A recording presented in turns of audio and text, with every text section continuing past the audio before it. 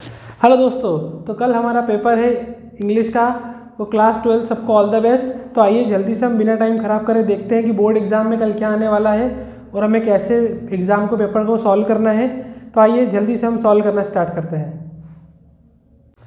Video को start करने से पहले सबसे इम्पोर्टेंट बात कि अगर आप हमारे चैनल पर नए हैं तो जल्दी से हमारे चैनल को लाइक शेयर सब्सक्राइब जरूर करें और अपने दोस्तों में भी शेयर करें ताकि वो भी बोर्ड एग्जाम में आपके इतने अच्छे नंबर ला सकें। हमारे चैनल का नाम है इंदौर की पाठशाला। तो आइए हम देखते हैं कि पहले एग्जाम में किस प्रकार से क्वेश्चन आने वाले हैं। हमारा जो फर्स्ट क्वेश्चन रहेगा दोस्तों वो रहेगा अनसीन पैसेज, जो आप सबका फेवरेट होता है। जिसे आप सबको पता है कि अनसीन पैसेज जो है उसमें आपको 10 मार्क्स कवर कर सकते हैं आप अनसीन पैसेज में बड़ी आसानी से। इसमें आपको एक पैसेज दिया होता है या 2 या 3 पैराग्राफ होते हैं, उसके अंदर आपको इस रिलेटेड MCQs क्वेश्चन रहते हैं जिसमें आपको उसी पैराग्राफ से रिलेटेड क्वेश्चन पूछे जाते हैं। आपको क्या करना है, इसको सॉल्व करने के लिए मैं एक वीडियो पहले बना चुका हूँ, आप मेरी प्लेलिस्ट में चेक कर सकते हैं कि कैसे हम अनसीन पैसेज को अप्रोच करते हैं, कैसे अनसीन पैसेज को सॉल्व करना चाहिए।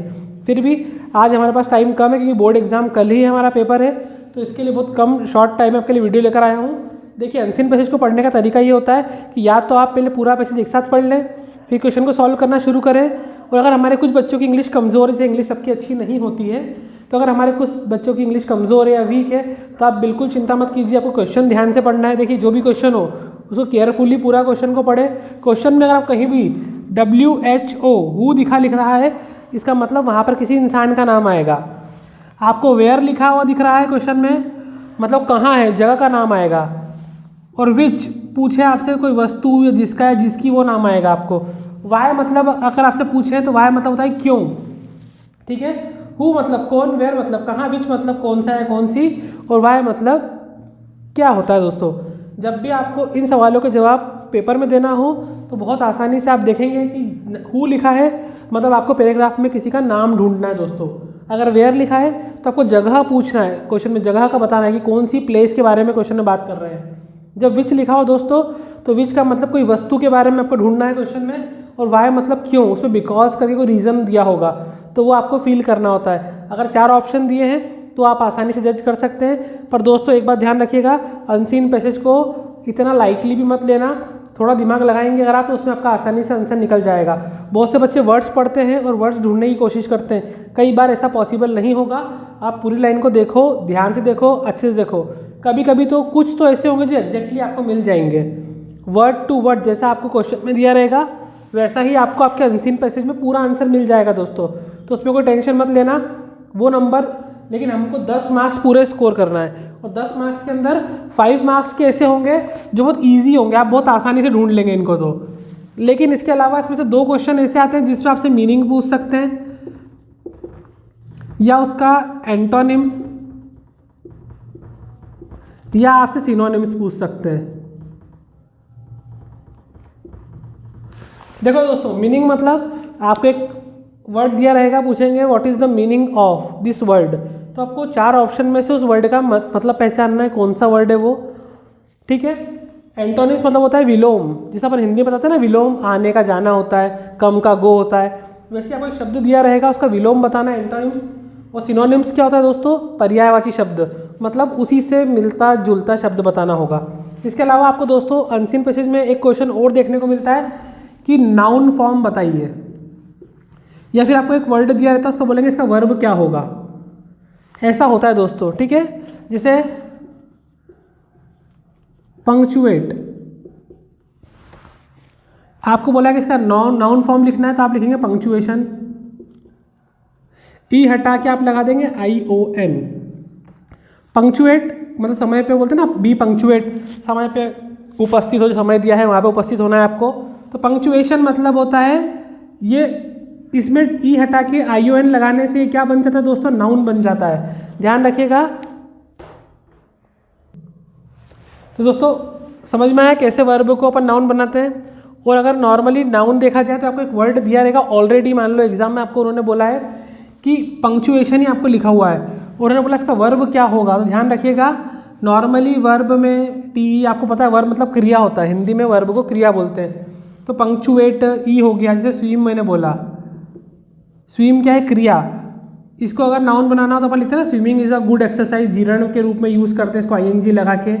तो दोस्तों ये भी ध्यान रखना, कई बार अपन डबल EING लगाकर भी इसको नाउन फॉर्म के रूप में क्वेश्चन में सब्जेक्ट के रूप में इस्तेमाल कर सकते हैं। ठीक है, तो ध्यान रखिएगा, क्वेश्चन को बहुत केयरफुली और ध्यान से पढ़ना, तो आपका अनसीन पैसेज के 10 नंबर आप बहुत आसानी से स्कोर कर लोगे। दोस्तों क्या करना है, क्वेश्चन को ध्यान से पढ़ो, वो लाइन पैसेज में ढूंढो कि कहाँ पर वो लाइन दिख रही है, और अगर ये शब्द दिख जाए तो हु मतलब किसी इंसान का नाम आएगा, वेयर मतलब कोई जगह का नाम आएगा, विच मतलब कौन सा या कौन सी वस्तु का नाम आएगा, वेयर मतलब क्यों, वाई मतलब क्यों, और वैन मतलब कहाँ, सॉरी कब, सॉरी दोस्तों वैन मतलब होता है कब। जैसे मान लो आपको कोई टाइम दिया है तो आपसे वैन लिखा होगा, तो आपको वहाँ पर देखना है कोई ईयर है क्या, कोई डे दिया है आपको, कोई मंथ दिया हो, तो उसको बोलेंगे अपन वैन। जब भी किसी दिन के बारे में बोला हो, किसी साल के बारे में बोला हो, किसी महीने के बारे में बोला हो, तो वैन आप लगा सकते हो। तो वहाँ पर आपको ढूंढना है पैसेज में कहाँ पर ईयर दिया हुआ है। ये इसलिए बता रहा हूँ दोस्तों क्योंकि आपका 12th क्लास का इंग्लिश है, कोई 10th या 8th का नहीं है जो वर्ड टू वर्ड आपको मिल जाए। पैसेज में थोड़ा ढूंढना पड़ेगा आपको। तो वैन जब भी लगा हो तो आप क्या ढूंढने में फोकस करेंगे कि क्या कोई मंथ का नाम दिया है, या कोई ईयर दिया है, या कोई डे या डेट दिया है। वाई मतलब कोई रीज़न देना पड़ेगा। विच मतलब कौन सा या कौन सी किसी वस्तु के बारे में बोला है क्या क्वेश्चन में। वेयर मतलब कहाँ दोस्तों, किसी जगह का, किसी प्लेस का बोला है क्या। और हु मतलब कौन। ठीक है दोस्तों, अब आप शायद पैसेज का आंसर आसानी से ढूंढ के दे पाएंगे। तो ठीक है, हम बढ़ते हैं हमारे अगले प्रश्न की ओर। आइए देखते हैं। तो आइए दोस्तों देखते हैं हमारा अगला क्वेश्चन, नोट मेकिंग। ये आपको 4 नंबर का आने वाला है कल के पेपर में। और ध्यान रखिए दोस्तों, नोट मेकिंग करना बहुत आसान होता है, लेकिन साथ में किन्हीं बच्चों को नोट मेकिंग का मतलब भी नहीं पता है। हो सकता है कुछ दोस्तों को हमारी ये भी नहीं पता हो कि बोर्ड एग्जाम में नोट मेकिंग भी आती है क्या। तो हाँ दोस्तों, नोट मेकिंग आती है एग्जाम में, और इसका वेटेज कल के पेपर में 4 मार्क्स का होने वाला है, जिसके अंदर आपको नोट मेकिंग करना है और समरी लिखना है। देखिए दोस्तों, नोट मेकिंग करना थोड़ा हार्ड भी होता है, थोड़ा मुश्किल होता है, लेकिन हम उसको बहुत आसान तरीके से सीखने की कोशिश करेंगे कि कल आप पेपर में किसी पैराग्राफ में नोट मेकिंग कैसे करें। ध्यान रखिएगा, सेकंड प्रश्न जो आपका होने वाला है, फर्स्ट है अनसीन पैसेज जो 10 नंबर का होगा, सेकंड है नोट मेकिंग। तो देखते हैं नोट मेकिंग कैसे सॉल्व करेंगे। आइए, नोट मेकिंग करने के लिए आपको सबसे पहले एक बॉक्स क्रिएट करना होगा दोस्तों। ध्यान रखिएगा, इसकी एंड की बॉर्डर पर बाद में खींचेंगे। नोट मेकिंग में सबसे ऊपर आपको लिखना होता है टाइटल, कि जो पैराग्राफ दिया है आपको उसका टाइटल क्या है। ध्यान रखिएगा, ये ध्यान से सुनना कि नोट मेकिंग करते कैसे हैं। देखिए, मैंने आपके लिए एक पैराग्राफ लिख के रखा है यहाँ पर, trees are very helpful and important for us, it gives us wood, vegetables etcetera, teas increase. देखिए, अब किन्हीं बच्चों को मेरे इंग्लिश भी पढ़ना नहीं आती है, या कोई बच्चे ऐसे भी इनको इंग्लिश का मतलब नहीं पता होता अच्छे से। तो देखिए दोस्तों, आपको अगर देखना है कि पैराग्राफ में सबसे ज़्यादा जिसके बारे में बात की हो, सबसे ज़्यादा जो वर्ड रिपीट हुआ हो, या जिस वर्ड के बारे में सबसे ज़्यादा बात की गई हो, तो वही हमारा टाइटल हो सकता है। ये देखिए, उन दोस्तों के लिए बोल रहा हूँ जिनको पैसेज पढ़ के उसका मतलब समझ में नहीं आता। तो आइए बहुत आसान करते हैं इसको हम जल्दी से। इस पैराग्राफ में ध्यान रखिए, बहुत बार ट्री रिपीट हो रहा है, तो हम लिख देंगे टाइटल ट्री। ठीक है दोस्तों, जिनको आता है हमारे दोस्तों को, कुछ इसको इम्पोर्टेंट ऑफ ट्री भी लिख सकते हैं, इम्पोर्टेंस ऑफ ट्री। ठीक है, आप अपने हिसाब से टाइटल दे सकते हैं पैराग्राफ को। आपको एग्जाम में पैसेज पढ़ना है और देखना है कि वो किसके बारे में बोला है, वो आपका होगा टाइटल। दोस्तों टाइटल लिखना बहुत ज़रूरी है। इसके बाद जो हम नोट मेकिंग करना शुरू करते हैं, उसमें सबसे पहले हम क्या करते हैं दोस्तों, यहाँ पर लिखते हैं हम सब हेडिंग। ये आपकी हुई मेन हेडिंग। सब हेडिंग क्या होती है दोस्तों, कि आपके मान लो आपका जो पैसेज है नोट मेकिंग का, वो 2 या 3 पैराग्राफ में दिया हुआ है, तो आप फर्स्ट पैराग्राफ को पढ़ें अच्छे से, और फर्स्ट पैराग्राफ में ढूंढें कि ऐसा क्या है जिसके अंदर हम 2-3 पॉइंट अंदर लिख सकते हैं। जैसे देखो, सेकंड लाइन में लिखा है, फर्स्ट लाइन में लिखा है, trees are very helpful and important for us, it gives us wood, comma vegetable, comma fruits etcetera. अब देखिए, जिन बच्चों को नहीं करने को आता है, आज हम सबको लेके चलेंगे। जिनको आता है वो तो खुद भी कर सकते हैं ना, पर जिनको नहीं आता नोट मेकिंग, आप देखिए कॉमा लगा है, बीच में एंड लगा हो, कॉमा लगा हो, तो वहाँ से आप आपका एक पॉइंट उठा सकते हैं। यहाँ हम लिखेंगे सब हेडिंग में, ट्री गिव्स अस। ये जिनको नहीं आता दोस्तों उनके लिए फर्स्ट पॉइंट डाला। यहाँ पर ट्री गिव्स अस, ट्री हमें क्या देते हैं, यहाँ पे लिखेंगे 1.1।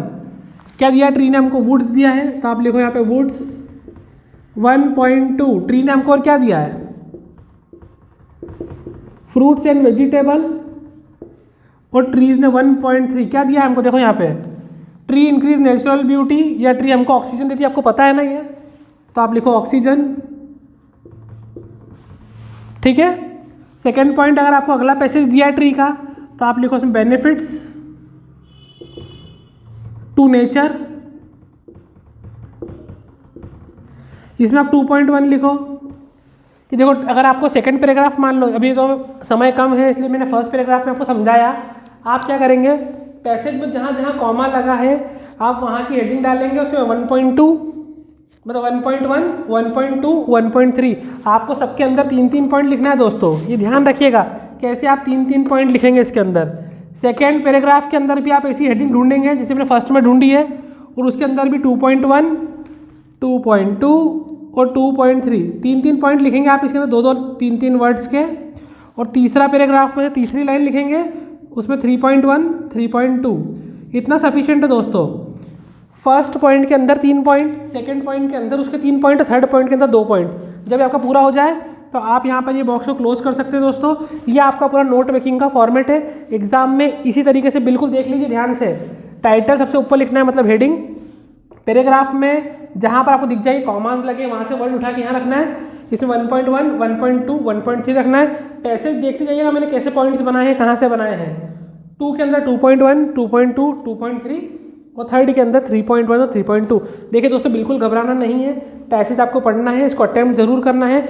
बॉक्स बनाएंगे आप, टाइटल लिखेंगे, टाइटल हर बच्चा लिख सकता है, जिसके बारे में पैसेज में बात की है वो टाइटल हो जाएगा। सब हेडिंग को आपको उसी के अंदर जहाँ कॉमा लगा है या एंड लगा है वहाँ से आपको देख कर लिखना है। फिर सेकंड पैराग्राफ पढ़े उसको लिखे, थर्ड पैराग्राफ पढ़े उसको लिखे। मान लीजिए आपको एक ही बहुत बड़ा पैराग्राफ कल के पेपर में आ गया तो आप उस पैराग्राफ के 3 हिस्से खुद कर लीजिए। ऊपर की 5 लाइन में से 1 पॉइंट, सेंटर की 5 लाइन में से सेकंड पॉइंट और लास्ट की पॉइंट में से थर्ड। ठीक है, यहाँ पर हमने अनसीन पैसेज ये जो है नोट मेकिंग कंप्लीट की। इसके बाद सेकंड इसके नीचे आपको लिखना है समरी। ठीक है, ये जो पैसेज बनाया है ना आपने, जो पॉइंट्स बनाए हैं इनके आधार पर समरी लिखना है। समरी में सबसे ऊपर लिखेंगे आप टाइटल, जिसे हमने बोला द ट्री, ये हमारा हेडिंग है। अब देखिए समरी बच्चे क्या करते हैं, दिमाग लगा के पैसेज में से ही लिख देते हैं, फर्स्ट लाइन, सेकंड लाइन, बीच की लाइन, लास्ट की लाइन। ऐसी गलती अपने को बिल्कुल नहीं करना है। देखिए दोस्तों ये जो आपने जहाँ से पैसेज में से जो पॉइंट ढूंढे हैं ना, इन्हीं पॉइंट को लेकर आपको समरी बनाना है। कैसे बनाएंगे देखिए जल्दी देखते हैं। अपने लिखेंगे द ट्री, तो आप स्टार्ट करेंगे tree gives us woods, comma fruits and vegetables, comma oxygen etcetera. Second point आपने लिखा बेनिफिट, तो अपन आगे लिखेंगे trees gives us many benefits, और जो यहाँ पॉइंट लिखेंगे वो आप यहाँ लिख देंगे लाइन से। तो देखिए दोस्तों क्या समझाना चाहता हूँ मैं आपको, ये समझाना चाहता हूँ दोस्तों कि जहाँ से आप ये नोट मेकिंग के पॉइंट लिखोगे ना, उन्हीं को जोड़कर आपको समरी में लिखना है। समरी जो होती है बेटा, अगर मान लो पैसेज आपका 15 लाइन का है, 15 लाइन का पैसेज आपको एग्जाम में आया है, तो समरी जो है आपकी वो 3 से 4 लाइन या मैक्सिमम 5 लाइन, बस इसमें समरी खत्म हो जाना चाहिए। समरी मतलब शॉर्ट होता है दोस्तों, कोशिश कीजिएगा कि समरी 4-5 लाइन के अंदर अंदर आप खत्म कर सकें। पैसेज अगर बहुत बड़ा है तो 5 लाइन 6 लाइन सफिशिएंट होती है दोस्तों। तो ये आपका नोट मेकिंग मतलब 4 नंबर आप इसमें बहुत आसानी से स्कोर कर सकते हो। ध्यान रखिएगा कोई भी इसको छोड़े नहीं, कोई बच्चे को नहीं भी आ रहा है, इंग्लिश कमज़ोर भी दोस्तों, आप ये फॉर्मेट का ध्यान रखिए। पैसेज में से उठा के पॉइंट लिखना है बस आपको। लिखने का तरीका ध्यान से देखिए, इसको कॉपी में नोट करते चलिए। मेरी वीडियो को आप पॉज करके, जिसको समझ में नहीं आया वो इस वीडियो को बार बार 2-3 बार देख सकते हैं कि कैसे पॉइंट लिखना है, 1.1, 1.2, 3 और इस तरीके से प्रेजेंट करना है। ये पूरा कवर हो जाता है तो लास्ट में समरी लिखेंगे, और समरी इन्हीं पॉइंट के आधार पर होना चाहिए दोस्तों। तो हमने अनसीन पैसेज कर लिया है, 4 नंबर का हमारा नोट मेकिंग हो गया दोस्तों। सेक्शन 1 यहाँ पर हमारा कंप्लीट होता है। आइए बढ़ते हैं सेक्शन बी की तरफ।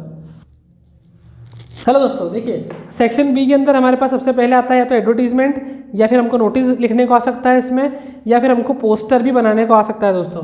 तो हम पहले शुरुआत करते हैं एडवर्टीजमेंट से। एडवर्टीजमेंट का मतलब होता है बेटा विज्ञापन। आपने बहुत बार देखा होगा कि आपको घर किराए से लेने के लिए या कुछ वस्तुएं बेचने के लिए न्यूज़पेपर में या कोई पेम्पलेट आते हैं आपके घर पे, वो एडवर्टीजमेंट होता है बेटा इंग्लिश में।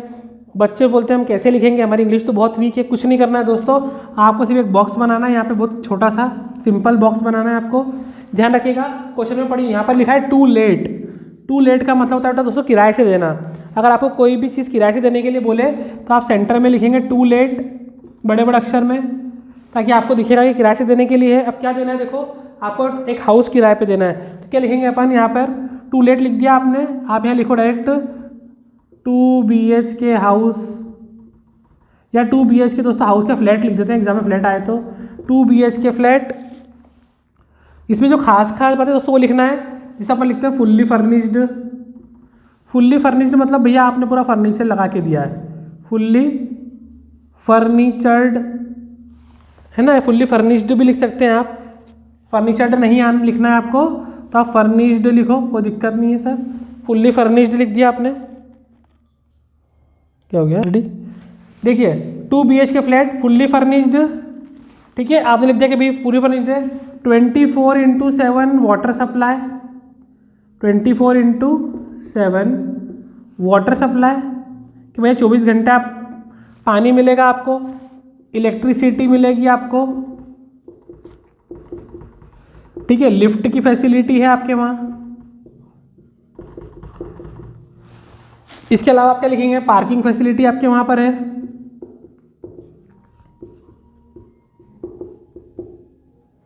ठीक है दोस्तों, इतना 3-4 लाइन आपने लिख दी वो फ्लैट किराए के लिए, ठीक है, सफिशिएंट है। आप लिख दीजिए यहाँ पे रेंट 15,000 पर मंथ,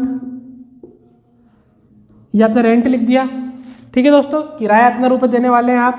तो दोस्तों देखिए आपको समझाने के थोड़ा जल्दी लिख रहा हूँ मैं, क्योंकि अब टाइम कम है, कल ही पेपर है, मैं जमा के बाद में समझाऊंगा इसको। आप यहाँ लास्ट में लिख दिए कॉन्टैक्ट, आपका मोबाइल नंबर नहीं लिखना है, आप कुछ भी छोड़ दीजिए इसे, आप अपना नाम चाहे तो यहाँ लिख सकते हैं। ये आपका बन गया एडवर्टीजमेंट दोस्तों। अब इसी में अगर मान लो आपको ये था दोस्तों किराए से देने के लिए, इसी में अगर आपको आ जाए टू सेल, आपको मकान बेचना है दोस्तों, तो बेचने के लिए आप लिखेंगे टू सेल। आपको बेचना है हाउस होल्ड गुड्स, देखो घर का सामान बेचना है, तो आप क्या लिखोगे सबसे पहले, तो क्या क्या बेचना है। मान लो आपको वॉशिंग मशीन बेचना है, तो आप क्या लिखोगे दोस्तों, वॉशिंग मशीन, ठीक है। कंपनी का नाम लिखते वॉशिंग मशीन LG कंपनी की है मान लो, तो आप लिखोगे LG कंपनी। मॉडल कोई भी मॉडल नंबर लिख देना 205 एक्सेट्रा, कुछ भी लिख देना आप। रेड इन कलर या ब्लू इन कलर जो भी है, रेड इन कलर, ठीक है। अब आप क्या लिखोगे भाई, दूसरों को आपको बेचना है तो आप क्या लिखोगे, सेकंड हैंड, तो आप क्या लिखोगे एक्सीलेंट कंडीशन, ताकि सामने वाला उसको खरीदे, एक्सीलेंट कंडीशन।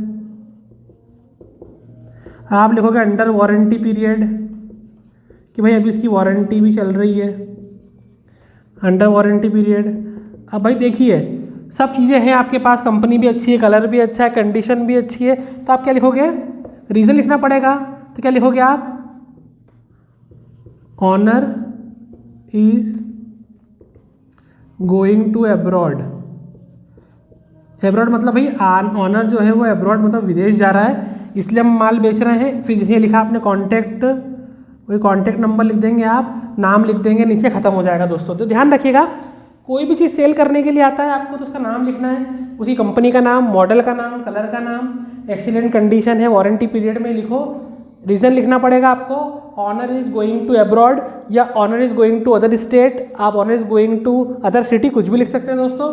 कॉन्टैक्ट नंबर, ये टू सेल का फॉर्मेट है और ये टू लेट का, लेट मतलब किराए से देना है तो इसमें आपको रीज़न ज़रूरत नहीं है, लेकिन जब किराया आप बेचेंगे माल को, सेकंड हैंड माल को, तो आपको रीज़न लिखना पड़ेगा दोस्तों, ठीक है। तो आई होप इन दोनों में से आप कल कोई भी एडवर्टीजमेंट आसानी से बना कर आ सकते हैं। एक बार ध्यान से इसको नोट कर लीजिएगा दोस्तों, और जिसको कुछ देखना हो तो वापस से वो पीछे हटा के देख सकता है कि किस तरीके से लिखा है। फ्लैट के बारे में जानकारी कि फर्निश्ड है, वाटर सप्लाई 24 घंटे है, लाइट भी है, लिफ्ट फैसिलिटी है, पार्किंग फैसिलिटी है, किराया इतना बहुत है घर किराया देने के लिए, इतना सफिशिएंट, बस इतना ही लिखना है आपको। सेल के लिए भी जो ज़रूरी था दोस्तों हमने लिख दिया है। आइए हम बढ़ते हैं हमारे अगले प्रश्न की ओर। तो दोस्तों देखिए हमारा अगला प्रश्न है पोस्टर मेकिंग। अब ये आपको एडवर्टीजमेंट के और में आ सकता है, अगर आपकी किस्मत बहुत अच्छी हुई तो बहुत आसानी से पोस्टर मेकिंग आता है आपको एग्जाम में 4 नंबर का, वो भी ये बहुत बोनस इनाम है आप सबके लिए। अगर ये पोस्टर मेकिंग आपको एग्जाम में आ जाती है तो आप बहुत आसानी से इसमें नंबर स्कोर कर सकते हो दोस्तों। पोस्टर क्या होता है, जो आपने देखा होगा अट्रैक्टिव हो, दिखने में अच्छा लगे, पोस्टर की डिज़ाइन आप छपवाते हो खुद भी, है ना, तो वही पोस्टर आपको बनाना है। यहाँ पर मान लो मैंने आपको लिखा है कि पोस्टर बनाना है आपको सेव वाटर के ऊपर, काय के लिए बनाना है आपको, सेव वाटर, सेव वाटर, पर आपको एक पोस्टर बनाना है दोस्तों। तो ध्यान रखिएगा, पोस्टर बनाना बहुत ही आसान होता है। पोस्टर में हम क्या करते हैं, आपको बहुत ही आसानी से क्या करना है, पहले डिज़ाइन बनाना है। आप चाहें तो उसका एक सुंदर सा बढ़िया आप एक बॉक्स बना लीजिए, चाहे तो आप इसको डबल लाइन कीजिए, कोई दिक्कत नहीं है दोस्तों, क्योंकि बॉर्डर आप अट्रैक्टिव बना सकते हैं। मेरे पास स्केल नहीं है, आप स्केल से प्रॉपर अच्छी से बॉर्डर बनाए दोस्तों। इसके बाद आप चाहेंगे क्या लिखेंगे उसके अंदर, आपको लिखा है सेव वाटर सेव लाइफ, तो आप यहाँ पर चाहें तो एक नल बना सकते हैं दोस्तों, ऐसा कुछ।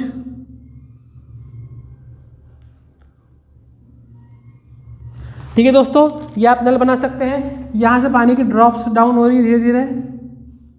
आप यहाँ लिख सकते हैं इसको अट्रैक्टिव बनाने के लिए DROP ड्रॉप, DROP ड्रॉप, और यहाँ पर भी ड्रॉप।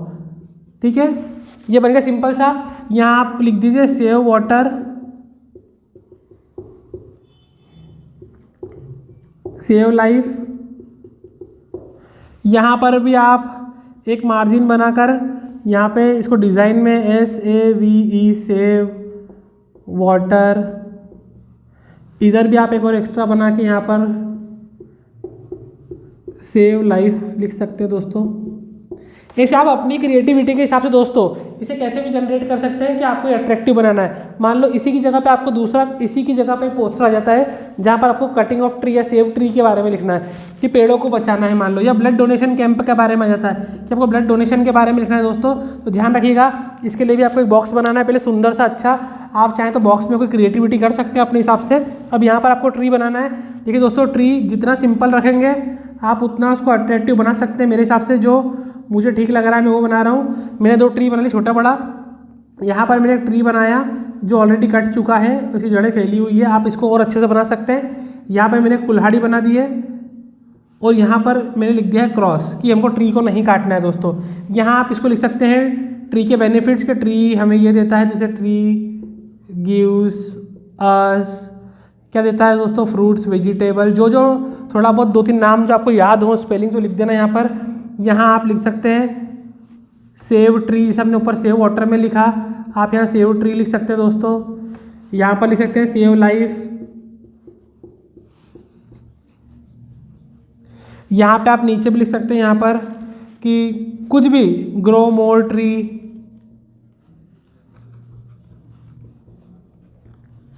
या फिर आप यहाँ लिखिए 1 स्टूडेंट 1 ट्री।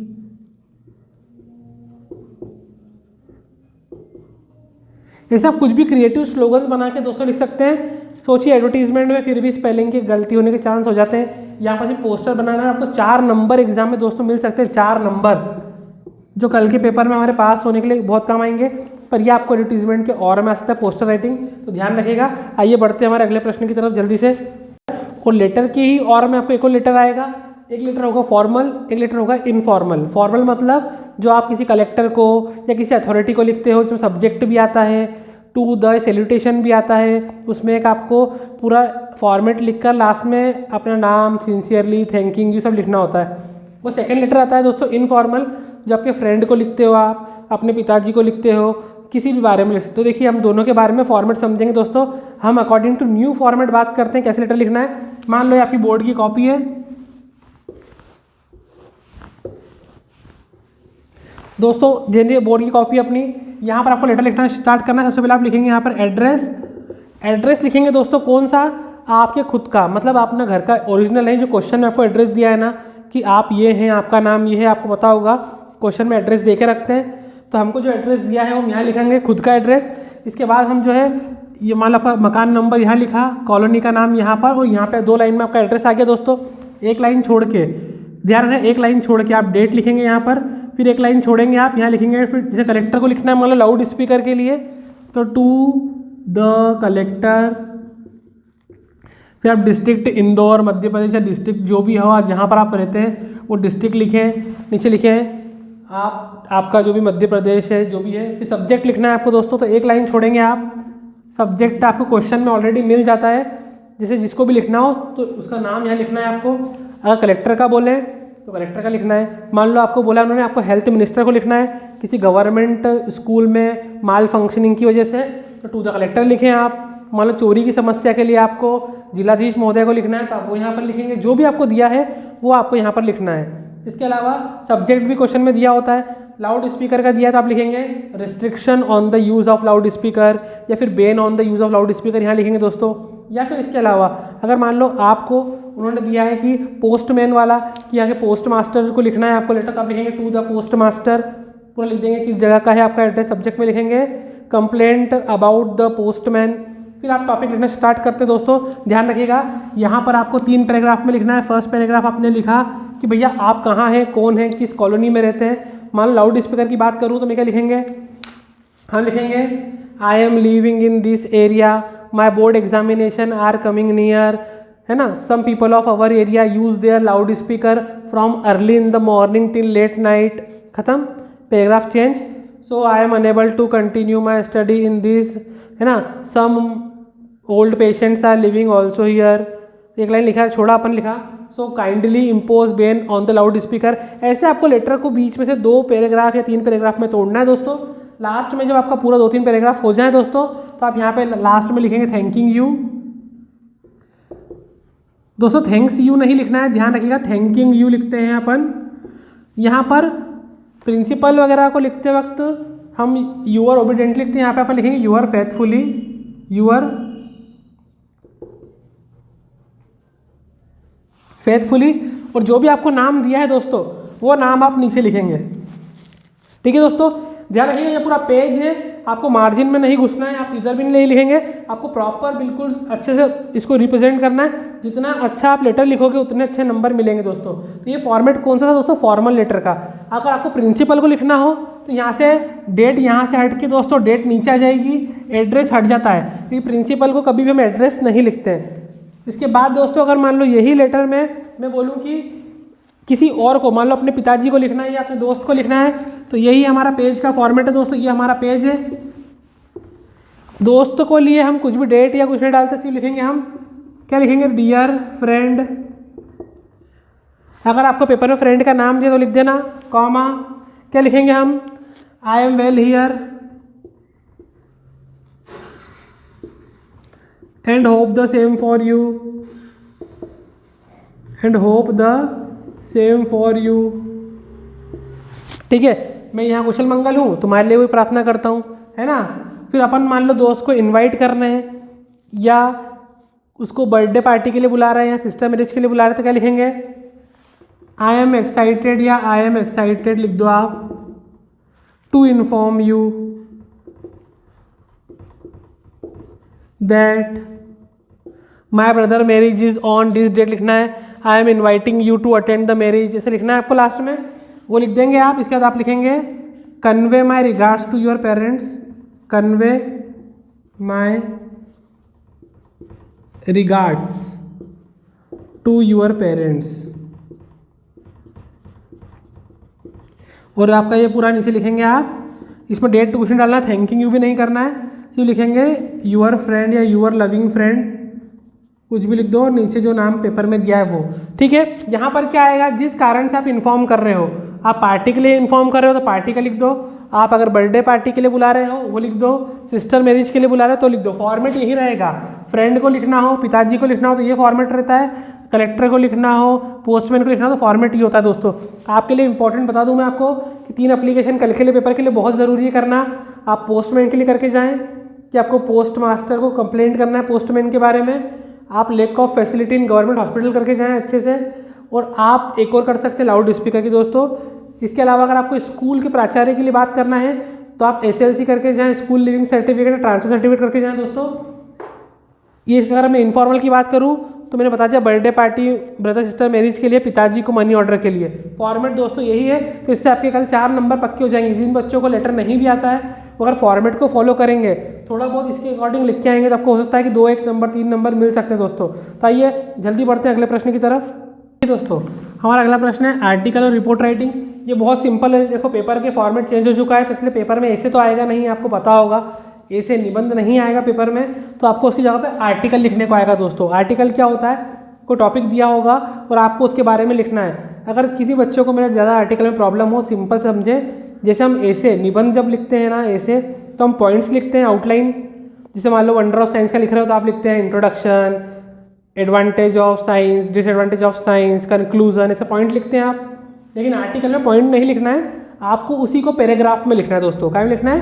पैराग्राफ में। आप अलग अलग पैराग्राफ बनाएं, चाहे आपने वंडर ऑफ साइंस का ऐसे याद किया हो और आपको उसी पे आर्टिकल आ गया, तो अगर आपको साइंस का ऐसे आता है दोस्तों तो आप वही ऐसे लिख दें, सिर्फ जो पॉइंट्स है उसको हटा दें, पैराग्राफ में नोट कर लीजिए इसको।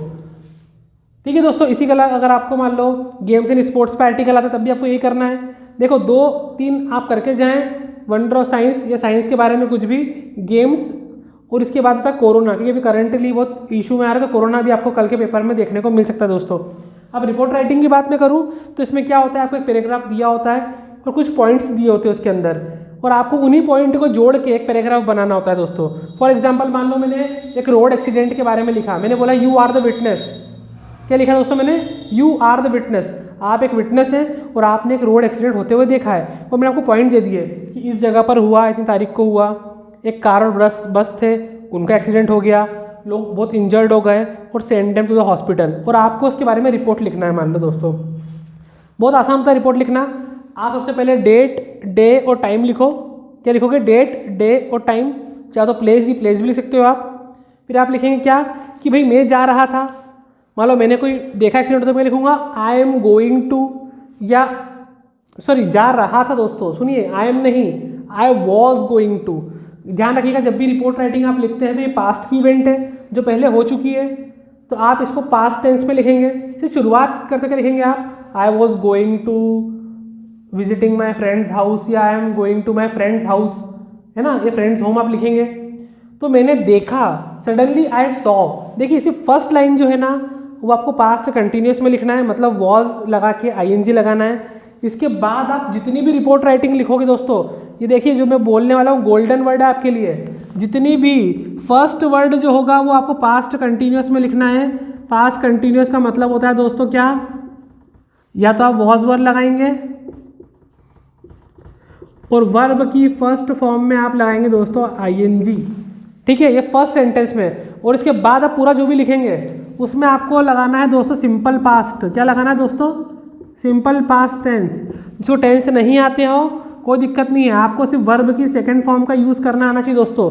जैसे कि सब्जेक्ट के बाद वर्ब की सेकंड फॉर्म लगाओ, जैसे मैंने देखा तो देखने को सी बोलते हैं, सी का second form saw. I saw that, मैंने क्या देखा? एक ट्रक आ रहा था। आने को बोलते हैं अराइव, उसका सेकंड फॉर्म अराइव्ड। और वो एक बस आ रही थी, ट्रक आ रहा, टकरा गए, टकराने को बोलते हैं क्रैश्ड, या कोलाइड भी बोल सकते हैं। सेकंड फॉर्म कोलाइडेड या क्रैश्ड, दोनों आप लिख सकते हो दोस्तों। फिर क्या हुआ? कुछ लोग इंजर्ड हो गए, चोट लगने को बोलते हैं इंजर, उसमें डी लगा दो तो इंजर्ड हो जाता है। ठीक है, फिर पुलिस आई, police came and send them to the hospital, SENT sent, SEND sent, आप मैसेज सेंड करते हो ना, सेकंड फॉर्म सेंट होता है दोस्तों उसका, तो सेंड देम टू हॉस्पिटल, ये आपको लिखना है दोस्तों। ऑलरेडी आपको इसमें सारे पॉइंट दिए होंगे, सिर्फ आपको उस पॉइंट को अरेंज करना है। आपको ध्यान रखना कहीं भी इज MR यूज़ नहीं करना है, हैज़ या हैव कहीं यूज़ नहीं करना है। आपको क्या लगाना है? सिंपल वॉज या वर्ब में ING, या फिर वर्ब की सेकंड फॉर्म। रिपोर्ट राइटिंग इतने में कंप्लीट हो जाती है दोस्तों। अगर इंग्लिश नहीं भी आती हो तो उन्हीं जो 4-5 पॉइंट दिए होंगे उन्हीं से पैराग्राफ बना देना दोस्तों, और आर्टिकल तो ऐसे जैसे ही होता है। ठीक है दोस्तों, तो ये हमने 4 नंबर वाले हमारे पूरे क्वेश्चन, मतलब 4 नंबर वाले 4 क्वेश्चन 16 नंबर कवर कर लिए। इसके अलावा हम पहले से ही एक अनसीन पेज कर चुके हैं 10 नंबर का, 26 नंबर का दोस्तों हमारा कवर हो चुका है। जल्दी बढ़ते हैं, हम आगे देखते हैं वीडियो में क्या करना है। अब हम शुरू करते हैं हमारा ग्रामर पोर्शन, जो हमारे को 10 नंबर का आने वाला है सेक्शन सी के अंदर दोस्तों। ग्रामर हमारा 2 पार्टीशन में होता है। 5 नंबर का को फिलर्स आते हैं, मतलब फिल इन द ब्लैंक्स, और 5 नंबर के आपको आते हैं डू एज डायरेक्टेड। ठीक है दोस्तों, फिल इन द ब्लैंक्स हमें बहुत सिंपल आते हैं, आपको ऑलरेडी ब्रैकेट में ऑप्शन दिए होते हैं, वही आपको फिल करना है। देखिए दोस्तों, पहला आपको फिल इन द ब्लैंक्स आता है आर्टिकल का, जिसमें आपको A, N और द लगाना होता है। ये देखिए हम बहुत अच्छे जानते हैं, सिंगुलर के साथ में अपन ए लगाते हैं जब भी पढ़ने पर क से ज्ञ का बोध होता है, क से ज्ञ का। दोस्तों देखिए मैं आपको बिल्कुल ऐसा ट्रिक बताऊंगा जो आप कभी गलत नहीं करेंगे। एन जब पढ़ने में अ से अह का स्वर आता है दोस्तों, अ से अह का स्वर आता है, और द लगाते हैं दोस्तों कोई स्पेशल थिंग हो या किसी को हमने खुद ने स्पेशल बना दिया हो, कोई स्पेशल चीज़ हो पहले से या जिसको हमने स्पेशल बना दिया, तो द लगाना है। देखो दोस्तों, जैसे मैंने बोला एक वर्ड देखते हैं अपन MLA। अब कुछ लोग हमारे ये पढ़ के आते हैं कि जब भी A, E, I, O, U आता है तो आपको N लगाना है दोस्तों, और बाकी कुछ भी आए तो ए लगाना है। लेकिन हमारे दोस्त इसी में गलत करके आते हैं। ध्यान रखिएगा, हमको इन पे फोकस नहीं करना है, इनके स्वर, इनको पढ़ने पे जो प्रोनाउंसिएशन करते हैं, जो स्टार्टिंग का वर्ड आता है उसको फॉलो करना है। देखिए डैश यहाँ लगा है, MLA यहाँ लिखा है, पढ़ते क्या है इसको दोस्तों, MLA पढ़ते हैं दोस्तों इसको, MLA। स्टार्टिंग में क्या आ रहा है, AAD का आ रहा है दोस्तों, AAD का अ से अह के बीच में आता है ना दोस्तों, आता है, तो हमारा जवाब क्या होगा, N। अब जो बच्चे हमारे इस रूल के हिसाब से जाएंगे AEIOU, तो वो बच्चे क्या पुट करके आएंगे, या तो ए पुट करेंगे या द पुट करेंगे। तो ऐसी गलती हमें नहीं करना है, हमको फिल इन द ब्लैंक्स के बाद वाला वर्ड पढ़ना है, समझना है, उसको बोल के देखना है, बोलने पे जो आता है अगर वो शब्द की शुरुआत अ से अह के बीच में हो रही है तो हमको दोस्तों N लगाना है। ठीक है, आई होप आ गया होगा आपको। द के बारे में समझाऊंगा, कोई रिवर हो, कोई यूनिवर्सल ट्रूथ हो जो पूरा सत्य है, या कोई वर्ल्ड में एक चीज़ हो तो उसके बारे में अपन तो द लगाते ही हैं दोस्तों। लेकिन अगर मैंने बोला कि यह वो किताब है जो मैंने कल खरीदी थी, तो यहाँ पर वो बुक स्पेशल हो गई दोस्तों, तो वहाँ भी द लगेगा। या मैंने बोला दिस इज डैश बॉय, है ना, दिस इज डैश बॉय। अब मैंने बोला who is wearing red T shirt, या who was wearing red T shirt, ये वो लड़का है जिसने रेड टी शर्ट पहनी थी। तो ध्यान रखिएगा वहाँ पर उस बॉय को हमने स्पेशल बना दिया, और जब किसी को हम स्पेशल बना देते हैं दोस्तों तब भी हमको द लगाना पड़ता है। जब किसी स्पेशल इंसान की बात की गई हो, स्पेशल वर्ड की बात की गई हो, तब भी हमको द लगाना है दोस्तों। ठीक है, हम बढ़ते हैं आगे सम और एनी की तरफ। कई बच्चों को सम और एनी में डाउट होता है दोस्तों, हम इसको डिटेल में देखो आज तो नहीं पढ़ सकते, लेकिन हाँ एग्जाम में आपका ऑब्जेक्टिव सही जाए बता देता हूँ। सम लगाते हैं दोस्तों नॉर्मली अफर्मेटिव मतलब सिंपल सेंटेंस के साथ में, या फिर इंट्रोगेटिव के साथ में, जहाँ पर प्रश्न पूछते हो आप, या साधारण वाक्य हो या प्रश्नवाचक हो। और एनी लगाते हैं दोस्तों निगेटिव, निगेटिव के साथ में, जहाँ पर नॉट लगा हो या जिसका मतलब निगेटिव अर्थ निकलता हो। जैसे मैंने बोला मेरे कोई फ्रेंड नहीं है, I don't have dash friends, तो आएगा एनी फ्रेंड्स, है ना, या I don't have any sugar शक्कर, जो भी आपको निगेटिव दिख जाए, सेंटेंस में नॉट लगा दिख जाए और सम और एनी में से पुट करना हो दोस्तों, तो बिल्कुल आप टेंशन फ्री होके एनी पुट कीजिए, सही जाएगा वो आपका जवाब। इसके अलावा अगर मैं बात करूं आपकी मे, कैन, माइट, लोग गलत पुट कर देते हैं। ध्यान रखिए कैन जब लगाते हैं जब बात हो एबिलिटी की दोस्तों, काय की, एबिलिटी की। मान लो मैंने बोला कि I can lift 50 kg weight, मतलब मैं 50 किलो वजन उठा सकता हूँ, वहाँ मैंने बात की है कि अपनी एबिलिटी, ताकत की, तो कैन लगाया दोस्तों। मैं कब लगाते हैं, जब बात हो पॉसिबिलिटी की दोस्तों, काय की बात हो, पॉसिबिलिटी, जब बात करें हम अपनी क्षमता की, सॉरी वो पॉसिबिलिटी मतलब संभावना की, जब हम बात करें पॉसिबिलिटी मतलब संभावना, जैसे कि इट मे रेन टुडे, आज शायद बारिश हो सकती है, या फिर हमको परमिशन लेना हो, या तो पॉसिबिलिटी हो या फिर क्या हो परमिशन, तब भी आप मे लगा सकते हैं। May I come in, may I go to water, may I drink water, बोलते हैं ना दोस्तों अपन, जब परमिशन लेते हैं तो मे लगाते हैं, या पॉसिबिलिटी हो तब भी मे लगाते हैं। कैन कब लगाते हैं, जब अपने को एबिलिटी दर्शाना हो। और माइट जो है वो मे का सेकंड फॉर्म है, जब स्लाइटर पॉसिबिलिटी हो जाती है तब भी माइट लगा सकते हैं दोस्तों, स्लाइटर पॉसिबिलिटी के लिए भी माइट लगा सकते हैं। तो ये नॉर्मल सेंस में ये आपका 3 तो हो गया दोस्तों। इसके अलावा आपको इसमें और क्या पूछ सकते हैं, सम, एनी हो गया, ये हो गया। इसके बाद आपको आता है शुड, या मस्ट, या ऑट टू। ध्यान रखिए दोस्तों, पहली बात तो कि ऑट के साथ में टू लगता है, पहली बात ये कि ऑट के साथ में टू लगता है। ऑट कब लगाते हैं, जब कोई काम करना आपका मोरल ऑब्लिगेशन हो दोस्तों, मोरल ऑब्लिगेशन। अब कुछ दोस्त बोलेंगे सर ये ऑब्लिगेशन क्या होता है और मोरल क्या होता है। देखिए जो काम करना आपकी नैतिक जवाबदारी है, जैसे माता पिता का ध्यान रखना चाहिए, बड़ों का सम्मान करना चाहिए, है ना, हमें नेशनल एंथम का सम्मान करना चाहिए, राष्ट्रीय गान का सम्मान करना चाहिए, वो क्या हमारी मोरल वैल्यूज़ है, तो वहाँ पर आप क्या लगाओगे, ऑट टू। मस्ट कब लगाते हैं दोस्तों, जब कंपलसरी ऑब्लिगेशन आ जाए, कंपलसरी ऑब्लिगेशन, इसका मतलब ये काम आपको करना ही पड़ेगा। जब अपन किसी को फोर्स करते हैं ना तो मस्ट लगाते हैं दोस्तों। और शुड क्या होता है दोस्तों, जब नॉर्मल अपन किसी को एडवाइस दे रहे हैं, तुमको ऐसा करना चाहिए, तुमको वो करना चाहिए, तुमको मास्क पहनना चाहिए। देखिए हम लोगों को एडवाइस दे रहे हैं, लोग फिर भी नहीं सुनते हैंगे, है ना, होता है ना कई बार। आपने बोला कि बेटा पढ़ ले, अपना दोस्त है आपको पढ़ना चाहिए, पर दोस्त या अपन फिर भी नहीं पढ़, साल भर नहीं पढ़ते दोस्तों। तो शुड कब लगाते हैं, जब एडवाइस दिए, मानना या ना मानना सामने वाले के ऊपर है। मस्ट कब लगाते हैं, जब कंपलसरी कोई बात फोर्स करते हैं। ought to कब लगाते हैं, मोरल ऑब्लिगेशन हो। और इसके अलावा दोस्तों आपको या तो कोई टेंस के बारे में ing वर्ब फॉर्म पूछ सकते हैं, और एक आता है रीअरेंज।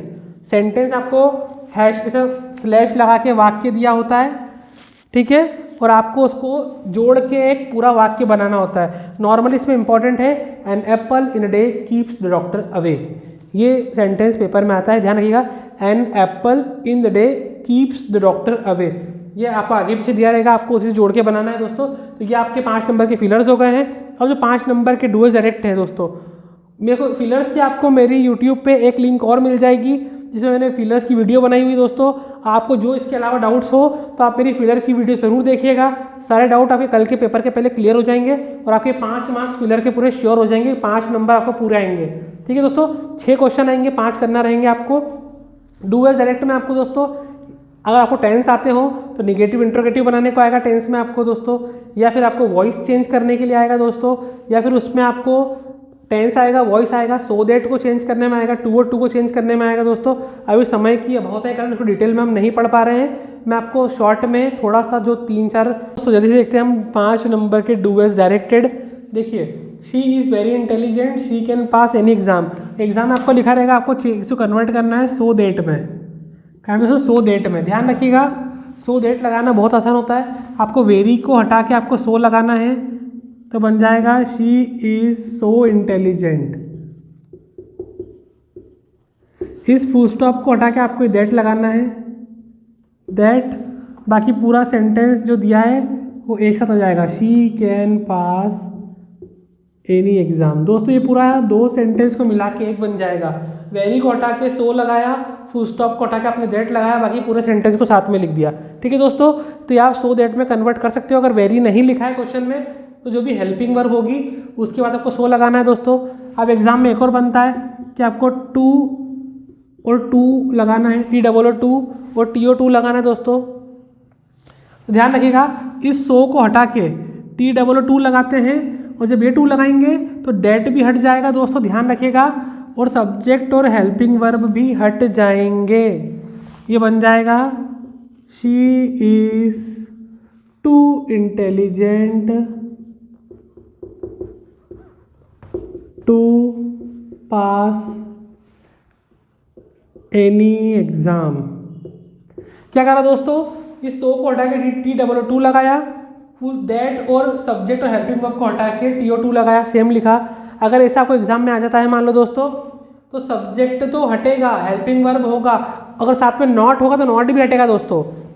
दैट तो हटेगा, सब्जेक्ट हटेगा, हेल्पिंग वर्ब भी हटेगा, और अगर साथ में नॉट हो तो नॉट भी हटेगा दोस्तों।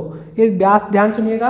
अगर आपको लगे तो आप मेरी वीडियो को वापस भी देख सकते हैं इसी को, तो आपको समझ में आ जाएगा। जैसे मान लो ये होता शी इज सो डल, या she is so weak, she can't win, वो बहुत वीक है, वो जीत नहीं सकती। यहाँ भी आपको 2 और 2 लगाना है, तो इसको हटा के आप TOO लगाएंगे, यहाँ दैट लगा है दोस्तों, तो दैट को भी हटाएंगे और शी के साथ कांट को भी हटाएंगे, आपका बन जाएगा she is too weak to win. समझ में आया दोस्तों, दैट को हटाना है, सब्जेक्ट को हटाना है, हेल्पिंग वर्ब को भी हटाना है, नॉट होगा उसको भी हटाना है, तो ये बन जाएगा 2 और 2 में, ठीक है। एक क्वेश्चन आता है कि आपको इफ को हटा के अनलेस लगाना है, if you work hard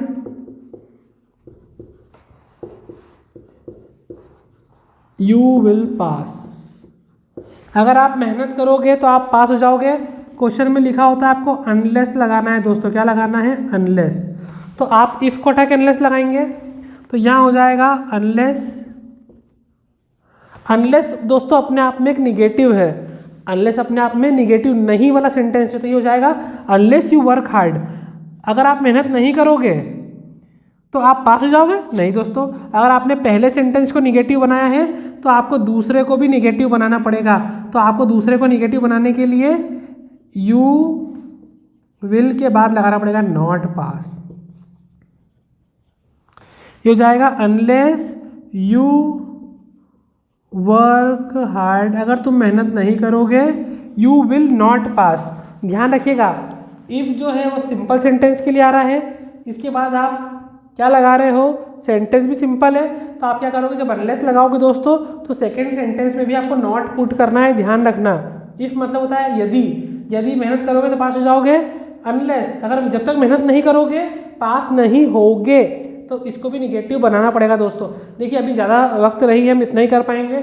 so that ऐसे लगाते हैं, टू ऐसे लगाते हैं, और अनलेस को आपको ऐसे चेंज करना है। ये भी आपको 6 में से कोई 5 करने को आएंगे। एक टेंस का आएगा और एक एक्टिव पैसिव वॉइस आएगा दोस्तों, ध्यान रखिएगा। एक्टिव पैसिव और टेंस को ज़रूर एक बार देख लीजिएगा। टेंस के रूल और एक्टिव पैसिव वॉइस के रूल जरूर पढ़ लेना।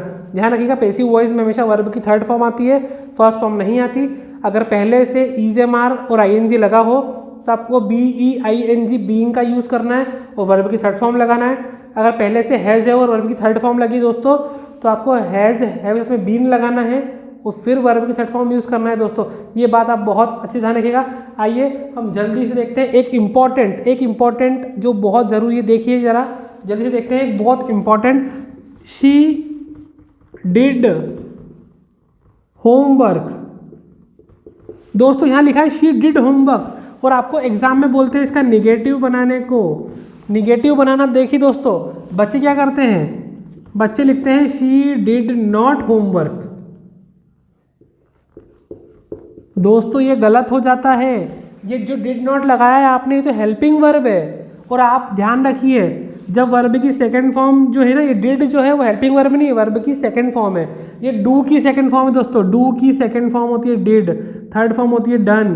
तो ये वर्ब की सेकंड फॉर्म है। और याद करो सिंपल पास्ट टेंस का रूल क्या होता है, जब भी किसी वर्ब में सेकंड फॉर्म लगी हो उसका निगेटिव बनाना हो तो आप डिड नॉट लगाते हैं और सेकंड फॉर्म की जगह वर्ब की फर्स्ट फॉर्म आ जाती है। तो यहाँ पे डिड की क्या आ जाएगी, डू। सेंटेंस बन जाएगा she did not do homework. ये गलती मत करना दोस्तों। देखिए जल्दी, सेक्शन डी हमारे लिए सबसे इंपॉर्टेंट, क्योंकि 44 मार्क्स का आने वाला है दोस्तों। जी हाँ, 44 मार्क्स का सेक्शन डी आ रहा है अपने के लिए पेपर में, और ये बहुत इंपॉर्टेंट है क्योंकि इसमें देखिए सबसे पहले आपको पोएम का एक्सट्रैक्ट भी आएगा और साथ में आपको लेसन का एक्सट्रैक्ट भी आएगा। पोएम का एक्सट्रैक्ट मतलब आपकी कोई भी चैप्टर की पोएम होगी, उसकी लाइन लिखी होगी और आपसे पूछेंगे पोएट का नाम बताइए, पोएम का नाम बताइए। तो मैं आप सभी बच्चों को ये बोलूँगा कि जो अभी तक नहीं पढ़े हों कोई बात नहीं, आप एक काम कीजिए, आपकी बुक में जितनी भी पोएम है, जितनी भी कविताएं हैं, उनके राइटर के नाम और पोएम के नाम ध्यान से देखिए और उनकी लाइन्स को फोकस कीजिए कि क्या ये लाइन देखकर आप पता कर पाओगे कि ये किस राइटर का है या किस लेसन का है। और नहीं कर सकते तो अभी उसका एक चार्ट बनाइए जल्दी से, उसमें चैप्टर का नाम लिखिए, राइटर का नाम लिखिए, कि आपको 1 से 2 क्वेश्चन ऐसे मिलेंगे जिसमें आपको उसके पोएम के नाम या राइटर के नाम पूछे जाएंगे। ऐसा ही आपको एक लेसन का भी आएगा, एक आपको लेसन की कुछ लाइन दी होगी और उसी के क्वेश्चन दिए होंगे MCQ में। देखा जाए तो ये भी अनसीन पैसेज जैसे ही दोस्तों, और ये आएगा 12 नंबर का। 12 नंबर दोस्तों, 12 नंबर आप आसानी से स्कोर कर सकते हो इसके अंदर, क्योंकि ये आपको क्या रहेगा, ऑलरेडी जो आपके पैसेज हैं उसी के क्वेश्चन आपको पैसेज के नीचे पूछे जाएंगे, सबके सब आपको MCQ में पूछे जाएंगे दोस्तों। आपको पैसेज पढ़ना है और उन MCQs को मतलब चूज द राइट ऑप्शन को टिक करके आना है दोस्तों। ध्यान रखिएगा 1 या 2 नंबर आप गवा देंगे अगर आपको पोएट का नाम मतलब कवि का नाम और पाठ का नाम नहीं पता होगा। तो मैं आप सभी से रिक्वेस्ट करूंगा कि सब दोस्तों जल्दी से पोएट का नाम, पोएम का नाम, चैप्टर का नाम ध्यान से देखें, ध्यान से पढ़ें, ताकि एग्जाम में हम 1-2 नंबर भी ना छोड़े, पूरे 12 नंबर स्कोर कर सकते हैं। इसके अलावा दोस्तों इसमें से 32 नंबर के क्वेश्चन आंसर आते हैं, जिसके लिए मैं आपको कुछ चैप्टर बताऊंगा। अगर आप अभी भी टाइम है, रात का टाइम है, सुबह उठ के आप 5 बजे भी पढ़ सकते हैं, तो आपके पास मैं बताऊँगा कि आपको एक तो देखिए सबसे पहला फोकस करना है कि आप डॉगलस जो चैप्टर है, डॉगलस वाला डीप जो स्विमिंग वाला चैप्टर है, आप वो ज़रूर करें। डॉगलस वाला क्वेश्चन उसमें से बनता ही बनता है एक क्वेश्चन दोस्तों। पैडलर वाला जो रेड ट्रैप वाला चैप्टर है, आप उसमें से क्वेश्चन पढ़ सकते हैं दोस्तों। एक गांधी जी वाला आपको चैप्टर है, वो आप ज़रूर पढ़ें, उसमें क्वेश्चन आता है आपको। इसके अलावा आपको एक साहेब वाला क्वेश्चन है, आपको एक बुलेटिन बोर्ड वाला क्वेश्चन है, जिसके अंदर आपको बताना है कि स्कूल में उस दिन क्या चल रहा था, बुलेटिन बोर्ड पे क्या नोटिस लगा था दोस्तों। तो ये कुछ क्वेश्चन जो बता रहा हूँ आपको, बुलेटिन बोर्ड वाला क्वेश्चन है, डॉगलस वाला क्वेश्चन है, आपको एक गांधी जी वाला चैप्टर है, एक द टाइगर किंग चैप्टर है कि टाइगर किंग क्यों कहा जाता है उनको। इसके अलावा एक विजार्ड वाला चैप्टर है कि विजार्ड को उसकी मम्मी हिट कर देती है जब रॉजर की, तो क्या होता है। तो वो आप कुछ क्वेश्चन ऐसे हैं जो पेपर में 100% आपको 2 मार्क्स में भी आएंगे और 3 मार्क्स में भी आएंगे दोस्तों। तो आप उन पे बिल्कुल फोकस करके अच्छे से पढ़ना, और अगर टाइम है आपके पास तो शॉर्ट क्वेश्चन आपको मिल जाएंगे, आप सिर्फ शॉर्ट क्वेश्चन को रीड करो। देखिए अभी इतना टाइम नहीं क्वेश्चन आंसर मैं आपको समझा सकूँ, बस ये है कि 2 मार्क्स वाले क्वेश्चन है, 3 मार्क्स वाले क्वेश्चन है, अगर आपको नहीं याद हो रहे हैं तो आप उस चैप्टर की समरी देखिए। समरी जो है वो आप यूट्यूब पे भी देख सकते हैं दोस्तों। चैप्टर की शॉर्ट समरी देख लीजिए, गूगल पे आप शॉर्ट समरी निकाल सकते हैं उसकी, या फिर आप जिस भी परीक्षा बोध, परीक्षा अध्ययन, युग बोध, प्रश्न बैंक जो भी आप पढ़ रहे हैं दोस्तों, सबकी शॉर्ट समरी देखिए। आपको चैप्टर के बारे में अगर कुछ भी पता हो, मान लो कोई एग्जाम में कोई क्वेश्चन आता है और आपको क्वेश्चन नहीं याद है, लेकिन उस चैप्टर का आपको कुछ भी थोड़ा बहुत पता है, आपने समरी की हुई है, तो आप उस समरी से उस क्वेश्चन में कुछ तो अटेम्प्ट करेंगे दोस्तों। ध्यान रखिएगा, बोर्ड एग्जाम का रूल है, आप कुछ भी नहीं छोड़ सकते दोस्तों। देखिए अगर आप अटेम्प्ट करेंगे तो आपको ज़रूर मार्क्स मिलेंगे, तो ये आप स्कोर कर सकते हैं दोस्तों। तो देखिए मैंने आपको पूरा पेपर जो है 80 मार्क्स का बता दिया कि बोर्ड एग्जाम में क्या आने वाला है, कैसे आने वाला है। सेक्शन ए हम ऑलरेडी पूरा 14 मार्क्स का कर चुके हैं दोस्तों। सेक्शन बी जो आपका 12 मार्क्स का है वो भी हमने कर लिया है। सेक्शन सी जो आपका 10 मार्क्स का ग्रामर है वो भी मैंने पूरा करा दिया है। मतलब आपका मैंने देखा जाए तो अप्रॉक्स 36 मार्क्स का तो बिल्कुल कंफर्म करवा ही दिया कि ये आने वाला है आपको। ये 12 नंबर जो है इसमें से भी आप आसानी से 10 नंबर स्कोर कर सकते हैं। आपको सिर्फ पैसेज पढ़ना है और उसके आंसर देना है दोस्तों। और 2 नंबर जो कट रहे हैं वो भी अगर आपको राइटर और पोएम का नाम पता होगा तो आप वो भी स्कोर कर लेंगे। मतलब आप आसानी से मेरे द्वारा जो पढ़ाया गया है इससे ही आप उसमें 50 या 55 नंबर स्कोर कर सकते हैं पेपर में। वो जो बच्चे 32 नंबर है, तो जो क्वेश्चन मैंने आपको बताए हैं, जो चैप्टर मैंने आपको बताए हैं, अगर आप उनकी समरी ही देख लेते हैं दोस्तों तो फिर आपको बहुत आसानी से 80 में से 55, 60, 70 नंबर भी आ सकते हैं। और जो बच्चे ये 32 मार्क्स कवर कर लेते हैं दोस्तों, तो ध्यान रखिएगा इंग्लिश में 80 में से 80 नंबर लाना भी कोई मुश्किल बात नहीं है। बहुत से बच्चों को आते हैं और आपको भी आ सकते हैं। लेकिन जो मेरे बच्चे वीक हैं या जो बहुत कमज़ोर हैं या लॉकडाउन की वजह से या कोरोना की वजह से पढ़ाई नहीं कर पाए हैं, तो उनके लिए मेरा आज का वीडियो बहुत इंपॉर्टेंट है। आप प्लीज़ इसको अपने दोस्तों में भी शेयर कीजिएगा ताकि वो भी अच्छे से पेपर दे पाएँ। और आप इस वीडियो को बार बार देखें ताकि जो गलतियां हो रही है आपसे ना हो, जो मैंने क्वेश्चन बताए उनका ध्यान रखिएगा। इसके अलावा मैं आपको एक चीज़ छूट गई थी, लॉस्ट एंड फाउंड का नोटिस है ना, वो आप देख लीजिएगा, आपके पास मिल जाएगा आपको, क्योंकि अभी समय बहुत हो रहा है दोस्तों, आपको आगे ही पढ़ाई करना है, इसको रिवाइज ज़रूर कीजिएगा। और मैं फिर बोल रहा हूँ कि जो चैप्टर है आपका डीप वाटर वाला चैप्टर, जो डॉगलस वाला चैप्टर है, जिसमें डॉगलस के बारे में आपको बोला है, आप वो चैप्टर जरूर पढ़िएगा। एक गांधी जी वाला चैप्टर आपकी बुक में है दोस्तों, गांधी जी वाला चैप्टर आपको ज़रूर पढ़ना है दोस्तों। इसके अलावा आपको पैडलर वाला चैप्टर है दोस्तों, पैडलर वाला चैप्टर है। एक मदर एट 66 है, पोयम है, वो मदर एट 66 पोयम है दोस्तों। रेड ट्रैप वाला चैप्टर है पैडलर वाला। तो ये कुछ चैप्टर्स ऐसे हैं, द लास्ट लेसन है ना, एक साहेब और एक 2 बच्चों की स्टोरी। रेडी? तो दोस्तों अगर आप इसी तरीके से अच्छे नंबर लाना चाहते हैं तो हमारे सारे वीडियोस को जरूर देखिएगा। हमारे चैनल को लाइक शेयर सब्सक्राइब जरूर करें। इंदौर की पाठशाला दोस्तों आपका अपना चैनल, तो अपने दोस्तों में भी शेयर कीजिएगा जल्दी से। और इसी तरीके से एग्जाम में आपको पास होना है तो जल्दी से आगे बढ़िए। ऑल द बेस्ट कल के पेपर के लिए। पेपर पूरा आपको 80 नंबर का अटैम्प्ट करना है दोस्तों, बहुत आसानी से सब पास हो जाएंगे आप। तो ऑल द बेस्ट, बिना घबराएं, बिना टेंशन लेके पेपर देने जाइए। और आपके साथ आपका दोस्त एंड होस्ट है अंकित राठौर, तो आप ध्यान रखिएगा। तो मिलते हैं आपसे कल के पेपर के बाद डिस्कशन में और नेक्स्ट पेपर की तैयारी के लिए एक वीडियो में इसी प्रकार से। तो आइए बढ़ते हैं आगे। धन्यवाद, बाय।